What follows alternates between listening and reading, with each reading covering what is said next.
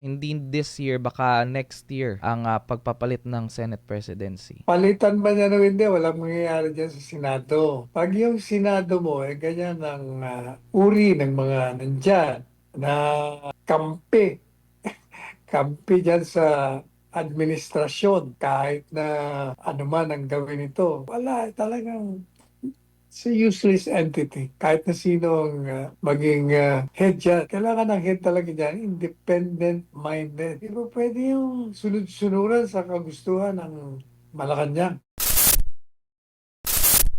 Posible daw, Attorney Sal, hindi this year, baka next year ang pagpapalit ng Senate presidency. Ano po yung masasabi ninyo dito sa isyong ito? Alam mo yan, palitan ba niya o hindi, walang mangyayari dyan sa Senado. Pag yung Senado mo, ganyan ang uri ng mga nandyan na kampi, kampi dyan sa administrasyon, kahit na ano man ang gawin ito, kahit na sa paglaba, wala, talagang it's a useless entity. Kahit na sino ang maging head dyan. Kailangan ng head talaga dyan, independent-minded. Lagyan mo si Robin Padilla dyan. Kaya si Bongo. Kaya si Rex Gatchalian, si Bato, pag bumalik. Yung matapang. Hindi ba pwede yung sunod-sunuran sa kagustuhan ng Malacanang? So, kahit pa pagdating naman sa gender, Attorney Sal, hindi naman magmamatter no kung halimbawa babae o lalaki maging Senate President. Kasi nga, kung sabi nila, kung si Senator Lauren Legarda, siya daw maging first female Senate President sa history. No, balat kayo rin yan eh. Isa pa yun. Puro Ayan. balat kayo. Ayan, maraming salamat, Attorney Sal. Samantala, sa ibang balita naman po, ibinasura ng Sandigan Bayan 3rd Division ang ilan sa mga inihaing motion ng kampo ni dating Senator Bong Revilla para ito sa kinakaharap na kasong malversation kaugnay ng umano'y Ghost Flood Control Project sa Pandi, Bulacan. Si Sheena Torno magbabalita. Hindi kinatigan ng Sandigan Bayan 3rd Division ang ilan sa mga mosyon ng akusadong si dating Senador Bong Revilla. Kabilang naritong hiling niya na mailipat siya sa PNP Custodial Center sa Camp Crame. Base sa pahina 25, nakasaad sa mosyon ni Revilla ang dahilan kung bakit nais nito na manatili sa pasilidad ng PNP. Ayon kay Revilla, kung sa regular na jail facility umano siya mananatili, ay mataas ang posibleng panganib na siya ay masaktan, maharas o ma-assassinate dahil sa gang-related violence, lalo na't public figure ito. Dagdag pa niya, mas ligtas umano siya kung nakadetine siya sa PNP Custodial Center dahil sa sapat ang seguridad at bantay. Ayon sa korte, ang mga alegasyon ni Revilla tungkol sa banta sa kanyang buhay ay puro espekulasyon lamang. Kaya wala raw sapat na rason para paniwalaan na delikado ang buhay ni Revilla para ilipat siya sa custodial center. Una na ring sumulat si PNP Chief Jose Nartates noong January 20. Hiniling niya kay Presiding Justice Geraldine Faith Ekong na wag nang maglabas ng commitment order para sa PNP Custodial Center at iba pa nilang pasilidad sa buong bansa. Paliwanag ni Nartates, ginagamit lamang ito bilang temporaryong pasilidad ng mga detainee at malaking bigat sa kanila ang gastos at manpower para sa pagbabantay sa mga akusado. Tiniyak naman ni Jail Warden at Superintendent Maria Lourdes Pasion na ligtas ang male dormitory sa Payatas. Itinalaga ang jail dormitory para sa mga akusado ng flood control scandal. Sapat ang manpower at hindi rin anya ito congested. Katunayan may sapat anya itong air ventilation, shower room, lavatory, ceiling fans at beddings at iba pa.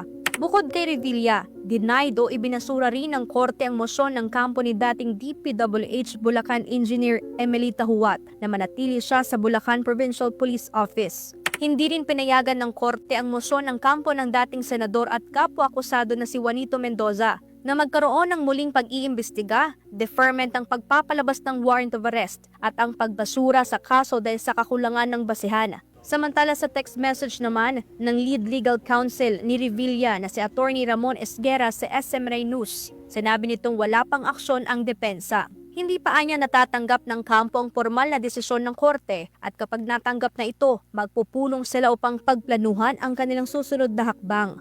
Matatandang nahaharap sa kasong malversation si Revilla at mga kapwa-akusado nito ng mga DPWH officials dahil sa umunoy 92.8 milyong flood control scandal sa Pandi, Bulacan. Nagkaroon din umano ng sabwatan ng mga akusado upang mailabas ang pondo. Para sa Diyos at sa Pilipinas kung mahal. Ito si Sheena Torno, SMNI News. Ayan, Attorney Sal. Do you have any comment po sa balitang yan? Yung sinasabi ng court, spekulasyon lang sa parte ng akusado. Kailangan kasi magpakita ka sa hukuman na meron banta sa buhay mo diyan sa lugar kung saan ka kinapipitan. Pag hindi mo ipakita yan sa hukuman na merong banta o may threat, kailangan may pruweba ka eh. Kasi kung sasabihin mo lang na akusado ka, nagalit sa'yo ang taong bayan, sasabihin sa'yo ng hukuman na bigyan mo kami ng pruweba na meron bang banta, meron ka bang may papakitang nagbigay ng banta sa iyo habang nakakulong ka diyan. Meron bang pagtatangkang ginawa? Kasi pag hindi mo ipakita yan, talagang tatanggihan ka ng hukuman. Ayan, Attorney Sal, maraming salamat po sa inyong komento. At ito naman po sa ibang issue naman po. Hindi direktang sinagot ni Tourism Secretary Cristina Frasco kung pabor ito o hindi sa panukalang buwagin na itong batas para sa pagpapataw ng travel tax. Pero punto nito, malaki ang kahalagahan ng travel tax para sa tourism development. Aniya, hahayaan niya ang Kongreso na ang magpasya pero patuloy niya isusulong na dapat magkaroon ng pondo para sa tourism infrastructure para hindi ito mapag-iwanan ng ibang bansa. Alamin natin sa balita ni Margot Gonzalez. Kamakailan ay sinulong ni House Majority Leader at Ilocos Norte 1st District Representative Sandro Marcos ang panukala para sa pagpapahinto ng pangongolekta ng travel tax na binuo sa ilalim ng Tourism Act of 2019. Sa Department of Tourism Secretary Cristina Frasco, ipinunto ang kahalagahan ng travel tax sa tourism development. Gaya ng 50% sa koleksyon nito ay napupunta sa tourism infrastructure, habang ang 40% ay napupunta sa tourism education sa ilalim ng Commission on Higher Education. Samantala ang 10% naman ay nailalaan sa preserbasyon ng mga national heritage ng bansa. Sa direktang tanong kung pabor ito sa panukala, ang kay Frasco nasa Kongreso ang pagkapasya pero patuloyan niya nitong isusulong na magkaroon ng designated fund para sa tourism infrastructure, lalo pat isa tayo sa nahuhuli sa ranking pagdating dito. Should they deem it necessary to remove the travel tax, we will continue to advocate that government must fund tourism infrastructure because the World Economic Forum indicates that the Philippines ranks at number 69 out of 117 economies as far as tourism infrastructure is concerned. Bakit naman, pangilan? 69 of 117. And if we deprive fund for tourism infrastructure, which comes from travel taxes, then we will not have any hope of improvement. Kasunod niyan ay binahagi ni Frasco ang laki ng ambag ng turismo sa Kaban ng Bayan kung saan sinabi nitong mahigit 3 trilyong piso na ang naibibigay nito sa National Treasury. Malaking bagay din ng turismo pagdating sa pagbibigay ng trabaho sa mga Pilipino. Yung latest report po ng Philippine Statistics Authority ay nakapagbigay na po yung turismo ng 3.86 trillion pesos to our national coffers, and it accounts for around 8.9% of our gross domestic product, employing 16.4 million Filipinos, which accounts for around 34% of the national employment. Samantala, iwas naman ang DOT Secretary sa pagbibigay ng projection sa bilang ng turista na darating sa bansa sa 2026. Yan ay dahil daw maraming unpredictable factors ang maaring makaapekto sa turismo, pero dagdag nito na sa simula pa lang ng pasok ng taon ay mataas na ang kanilang naitatala. Noong 2025, nakapagtala ng mahigit 6.4 million tourist arrival ang Department of Tourism. There are so many unpredictable factors that can affect tourism from day to day. I really don't want to make any bold predictions, only that we're very encouraged that because of the Marcos administration's aggressive efforts at routes development, which resulted in no less than 23 new international flights coming into Manila and 13 new flights coming into Cebu, we are seeing high tourism flows. No? As of January 31, we've already reached around 698,000 international tourism arrivals, and we're seeing very promising growth rates, no, year on year. These include the Indian market, which is now visa-free and has direct connection to the Philippines, which now has around 21% growth, as well as the continuous very positive performance of the US, Canada, Australia, Europe as a whole, and of course Japan, which breached the 500,000 mark last year. Para sa Diyos at Pilipinas ko mahal, Margaret Gonzalez, SMNI News. Ayan, Attorney Sal. Ano pong masasabi ninyo sa isyong yan? Sa totoo lang, talagang mabigat yung travel tax sa mga ordinaryong travelers. Dagdag yan. Mahal na nga pamasahe. Dagdagan mo pa ng travel tax. Kung ang problema mo ay pera, kailangan ng pondo, dapat talaga yung gobyerno, malaki ang pera ng gobyerno. Ninanakaw lang nga, di ba? Hindi ba billion-billion ang ninanakaw ng mga walang yan. So may pera tayo. Kaya tanggalin mo na yung travel tax. So, tama yan, Kisandro, tanggalin yung travel tax. Ayan, maraming salamat, Attorney Sal. At sa punto pong ito, mga kababayan na ibabasahin, or Attorney Sal, babasahin na po natin itong mga mensahe ng ating mga kababayan. Medyo marami po siya. From Elena Lau, comment from YouTube. Kayo-kayo lang naglolokohan Huwag ninyo na pagtakpan ang mga viral na issues ng admin. Hindi nyo na mauto ang taong bayan. Alam na namin ang mangyayari. Pero kahit ipa-dismiss nyo pa yan, ang taong bayan hindi na maniniwala sa mababang kapulungan. Wala ng dignity. Nakakahiya kayo. Yan. Ito naman po from Michelle De Castro. Pinagloloko nila mga sarili nila, lalo na ang Kongreso, puro korupsyon. Sa mata ng Diyos, lalo niyong dinadagdagan ang mga kasalanan ninyo. Hindi naman tanga ang mga taong bayan. May follow-up pa po siya. Sandro, may nalalaman ka pang batas na no work, no pay.